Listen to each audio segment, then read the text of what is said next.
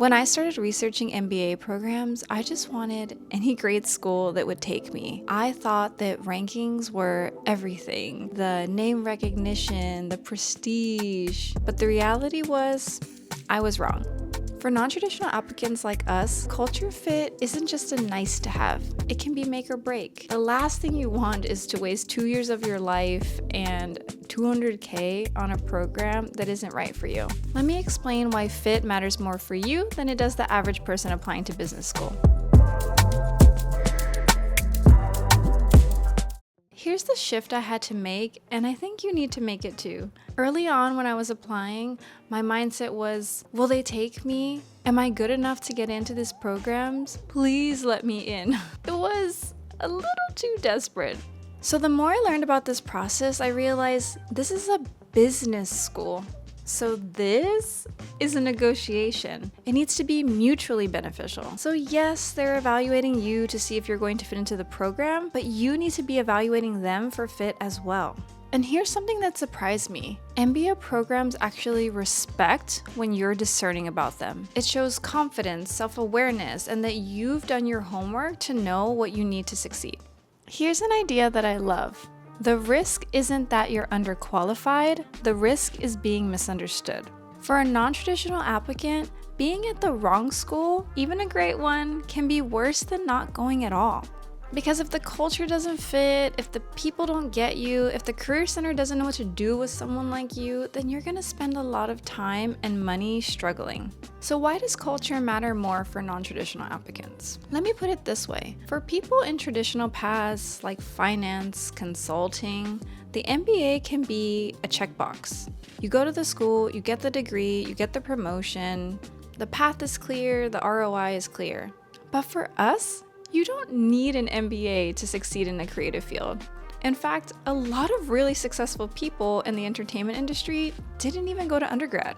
So if you don't need an MBA to climb the ladder in your field, why go? The people, the network, the relationships. In creative fields and a lot of non-traditional industries, who you know is gold. I didn't go to business school to learn a bunch of finance formulas. These days, you can just ask AI that. I went to business school to meet people who were going to expand my thinking, open doors, and just be in my corner for the next 30 plus years. And here's the thing, you need the right people, not just any people. If you end up at a school where no one understands your industry or your classmates dismiss your career experience as being unserious, you've just spent $200K to feel like an outsider for 2 years. That's why culture fit is everything. Okay, so how do you actually evaluate culture? Because every school is going to go and tell you that they have a collaborative, supportive, diverse community. Words are cheap. Pay attention to their actions. Here are 3 tests that I used. Test number 1, how do they treat you as a prospective student? This one is huge. Pay attention to how the school treats you even before you're admitted. Let me tell you a little story. When I was a prospective student visiting Berkeley for their diversity day, I was a brand new mom. My baby was only 2 months old at the time and I was still pumping. So I had to bring all of my pumping supplies and this little backpack with me to the event. I had asked the staff ahead of time if there might be somewhere I could pump during the day. They didn't just point me to the women's bathroom and move on.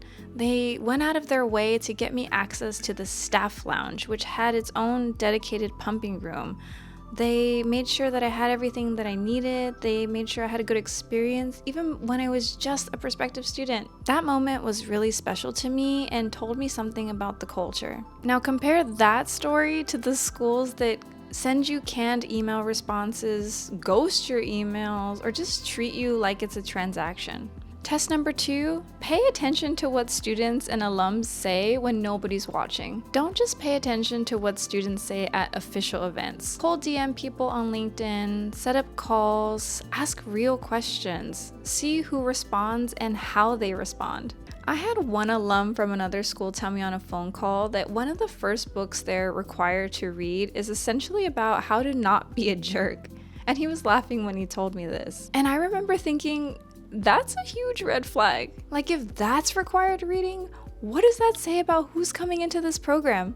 I don't want to pay my hard-earned money to be around people and teach them how to play nice in the sandbox. I want to be around people who already value kindness and collaboration. That one conversation told me everything I needed to know about that school's culture.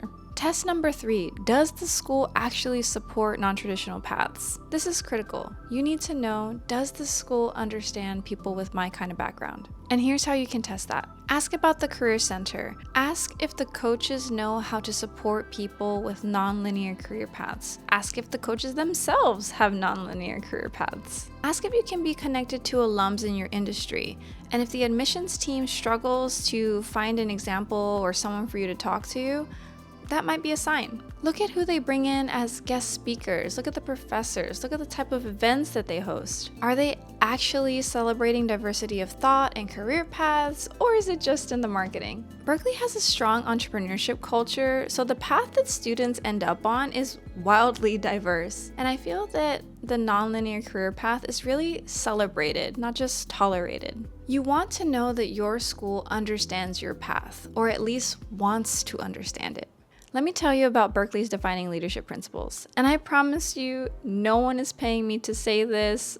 This video and all my videos in this series are completely my own thoughts, not from any school. So when I first saw the Defining Leadership Principles, I'm not gonna lie, I rolled my eyes a little bit. I just thought, every school has their values listed somewhere on a website. It's marketing, I work in marketing, I get it. But when I visited the campus, when I talked to students and alums, I saw that these values weren't just words on a poster, they were lived. People can tell you beautiful words, but I always hold them accountable by their actions. And I saw it in action. I saw it in how generous people were with their time when I was just a complete stranger asking a bunch of questions. I saw it in how the students and alums were cheering me on during my application process.